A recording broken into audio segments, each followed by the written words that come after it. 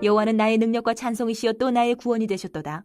의인들의 장막에는 기쁜 소리 구원의 소리가 있으며 여호와의 오른손이 권능을 베푸시며 여호와의 오른손이 높이 들렸으며 여호와의 오른손이 권능을 베푸시는도다. 내가 죽지 않고 살아서 여호와께서 하시는 일을 선포하리로다. 여호와께서 나를 심히 경책하셨어도 죽음에는 넘기지 아니하셨도다. 내게 의의 문들을 열지어다. 내가 그리로 들어가서 여호와께 감사하리로다. 이는 여호와의 문이라 의인들이 그리로 들어가리로다. 주께서 내게 응답하시고 나의 구원이 되셨으니 내가 주께 감사하리이다. 건축자가 버린 돌이 집 모퉁이의 머릿돌이 되었나니 이는 여호와께서 행하신 것이요 우리 눈에 기이한 바로다. 이날은 여호와께서 정하신 것이라 이날에 우리가 즐거워하고 기뻐하리로다. 여호와여 구하옵나니 이제 구원하소서. 여호와여 우리가 구하옵나니 이제 형통하게 하소서. 여호와의 이름으로 오는 자가 복이 있으며 우리가 여호와의 집에서 너희를 축복하였도다. 여호와는 하나님이시라. 그가 우리에게 빛을 비추셨으니 밧줄로 절기 제물을 제단불에 맬지어다. 주는 나의 하나님이시라. 내가 주께 감사하리이다. 주는 나의 하나님이시라. 내가 주를 높이리이다. 여호와께 감사하라. 그는 선하시며 그의 인자하심이 영원함이로다. 오늘 하루 시작하시면서 여러분 무슨 생각으로 하루를 시작하셨습니까? 저는 어제 다윗에 관련된 말씀을 듣고 나서 저녁에도 계속 머리에서 맴도는 것이 사울을 하나님이 버리셨다. 나는 그 말이 계속 맴돌고 내가 비록 이 일을 감당하지만 결국 주님 앞에서 내가 부끄러운 삶을 살면 얼마나 슬픈 일일까 계속 그런 생각에 잠겼었고 오늘 아침에도 일어나서 많은 것 아니어도 됩니다. 주님이 기뻐하시는 일에 사용되어질 수 있으면 오늘 하루가 족합니다. 이렇게 하고 시작을 했습니다. 사실 굉장히 치열한 삶을 살죠. 우리는 매일이 거의 전쟁과 같습니다. 전쟁처럼 살아갑니다. 여기 잠깐씩 올라오셔서 일하시려고 올라오시는 분들 이렇게 만나서 잠깐 그냥 얘기를 해도 와, 정말 전쟁 같은 하루다. 전쟁같이 살아가는구나 하는 생각이 들어요. 제가 40살에 접어들 때쯤에 책을 몇 권 좀 샀었습니다. 참 마음이 이상하더라고요. 39살에 이 40을 간다는 게 마음이 이상해서 책을 그때 3권 정도 샀었어요.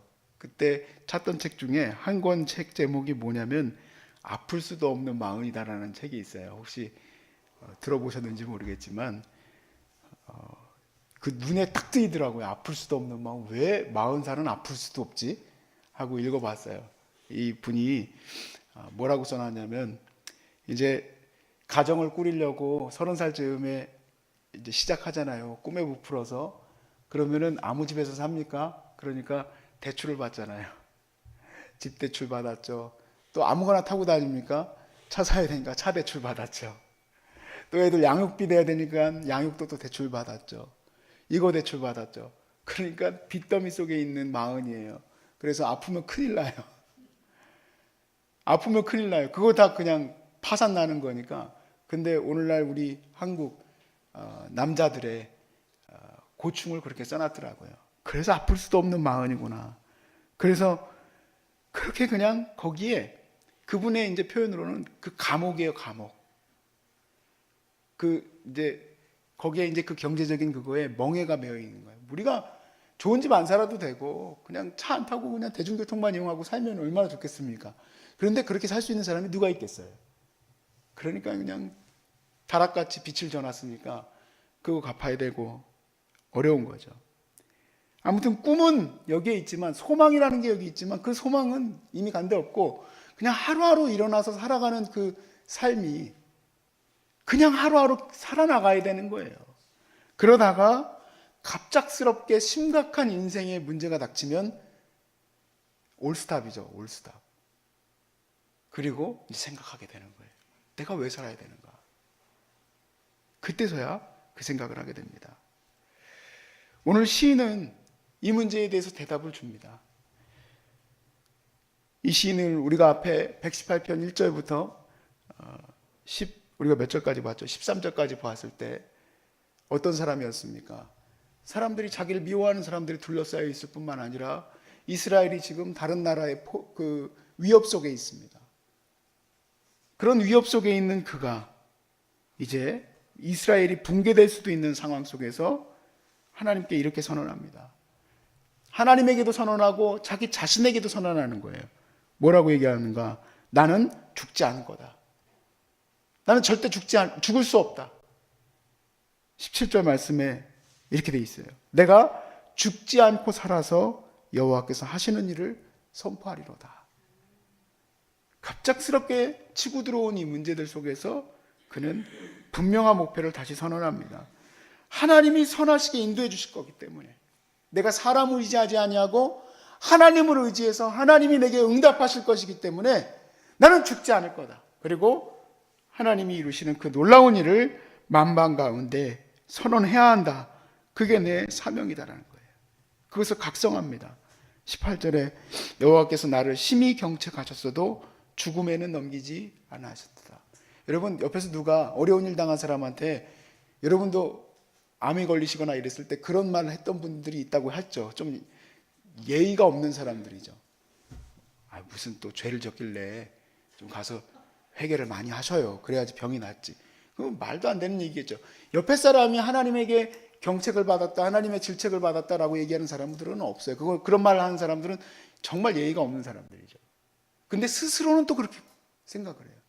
내 스스로는 하나님께서 왜 내게 이렇게 큰 벌을 내리실까라고 하나님 앞에 그렇게 기도를 하겠죠. 여기 마찬가지로 시인도 하나님이 나를 경책하셨다 그래요. 그러나 죽이지는 않으셨다. 하나님 앞에서 이제 분명한 목표를 얘기를 합니다. 19절에서 21절은 우리의 목표로 되기를 위해서 함께 읽어보겠습니다. 시작. 내게 의문들을 열지어다. 내가 그리로 들어가서 여호와께 감사하리로다. 이는 여호와의 문이라 의인들이 그리로 들어가리로다. 주께서 내게 응답하시고 나의 구원이 되셨으니 내가 주께 감사하리로다. 아멘. 자신은 이 모든 걸 뚫고 들어가서 의의 문으로 들어가리라.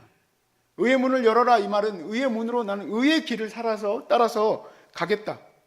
내가 이 길에서 살아남아서 담대히 주님이 원하시는 그 거룩한 길, 공의의 길, 그 평화의 길을 향해서 내가 담대히 나가겠다. 하나님은 어떤 분인가? 그가 이제 이렇게 고백을 합니다.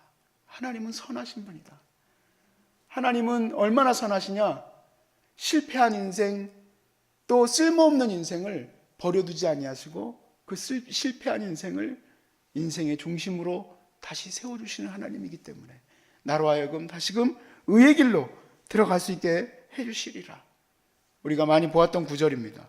그리고 이 말씀은 주님에게 적용이 되었었지만 이제 이 말씀을 내게 적용해 보세요. 왜냐하면 시인은 자기에게 적용하니까. 22절 말씀 같이 읽어보겠습니다. 시작. 건축자가 버린 돌이 집 모퉁이의 머리대월이 되었나니. 아멘. 모르겠습니다. 저는 왕이 되어보지 못했기 때문에 주변에 있는 정치인들이, 말꾼들이 저게 무슨 실력도 없는 게 왕이 돼가지고 나라를 이렇게 말아먹는다, 그렇게 하고 있으면 자기 스스로도 얼마나 쓸모없는 인생이라고 생각을 할까요? 그냥 하나의 가장으로서 내가 내 사업을 이끌어가다가 모든 것을 무너뜨리고 힘들어지게 만들었으면 내가 얼마나 쓸모없는 인생인가, 내 스스로가 어떻게 다시 세워질 수 있을까 생각하지 않겠습니까? 저희 아버지도 몇 번 사업에 실패했었는데 그래도 참 자신감이 넘치시는 분이에요. 한 번도 한강에 가보신 적이 없으세요. 그런데 내가 가장이라면, 내가 목회하던 교회가 완전히 막 하루아침에 3분의 1씩 떨어져 나간다고 한다면은 진짜 한강 가고 싶을 것 같아요. 더해서 뭐 하겠나는 생각이 들 것 같아요. 그런데 이것을 붙들어야 되는 거예요. 뭐냐면 하나님은 실패한 사람들이 버린 돌을 버리지 않으신다는 거예요. 그리고 그 돌을 써서 모퉁이 돌이 되게 하셨다 그랬습니다. 할렐루야. 시인에게만이 아니라 저에게도 이것이 크게 적용이 돼요.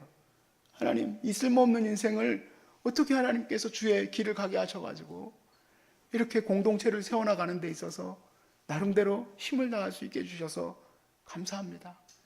이 말씀 부분을 쓸 때쯤에 눈물이 나더라고요. 너무 감사하고 너무 기쁘고 하나님께서 주시는 은혜가 너무 커서. 그런데 이것은 내게도 적용되는 것이 아니요, 이 시인에게도 적용되어서 완성되는 게 아니라 예수님에게 적용됩니다. 예수님은 모든 자들이 버림받았어요. 심지어 제자들도 도망가 버렸어요. 그런 주님께서 실패한 자들에게, 죄인들에게, 상처 입은 자들에게 모범이 되게 하셨어요. 그래서 그분이 교회 공동체의 머릿돌이 되시고, 그리고 그와 함께 모든 사람들이 함께 지어져 가는데, 이 건물이 너무 아름답게 제 머릿속에서 이미지로 떠오르더라고요. 다듬은 돌이 아니라 천연 그대로의 모습, 삐쭉 나오고 들쭉 나오고 또 움푹 파이고, 그런 돌들이 쭉 주님의 그 거룩한 십자가의 그 주님의 거룩한 돌 중심으로 함께 이렇게 지어져 가는데, 하나님의 섭리와 하나님의 놀라운 지혜로 말미암아 삐쭉 나온 거 옆에다가는 들어간 거 돌을 같이 이렇게 두시고, 그래서 함께 지어져 가게 하셨어요.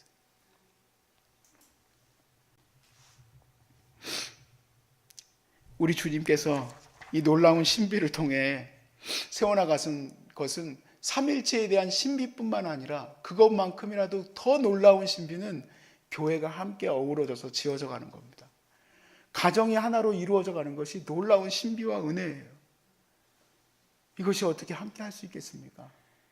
하나님의 그 사랑으로 우리가 깨달아졌기 때문에, 서로 용서하고 회복시킬 수 있기 때문에 교회가 하나로 세워져 갈 수 있는 줄로 믿습니다. 시인이 그 구원의 거룩한 은혜들을 성취하실 것을 바라보면서, 예수 그리스도의 그날을 바라보면서 예언적으로 이렇게 얘기합니다. 23절에서 24절에 이는 여호와께서 행하신 것이요 우리 눈에 기이한 바로다. 이날은 여호와께서 정하신 것이라 이날에 우리가 즐거워하고 기뻐하리로다. 주님의 구원의 날에 우리 모두가 기뻐하고 즐거워할 줄로 믿습니다. 이날은 이미 성취되었지만 또 우리 안에서 또 다시 성취되어야 돼요. 이것은 또한 우리 안에서 회복되어야 되고, 구원의 역사가 회복되어야 돼요.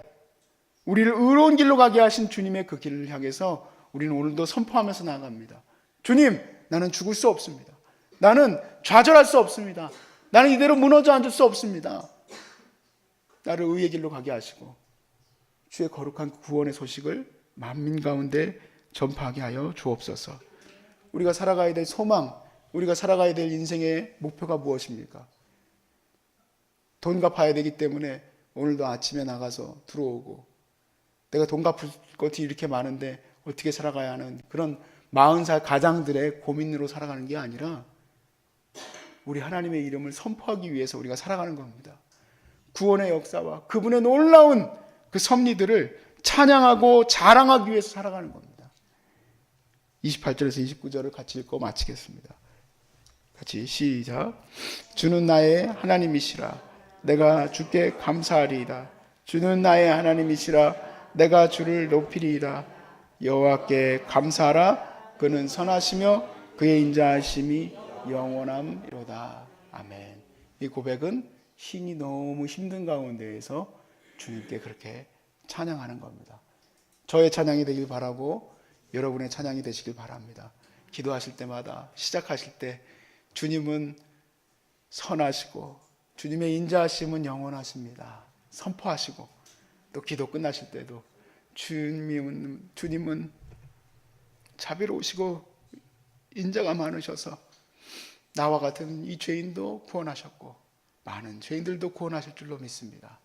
그렇게 선포하시면서 여러분도 기도하시길 주의 이름으로 축복합니다.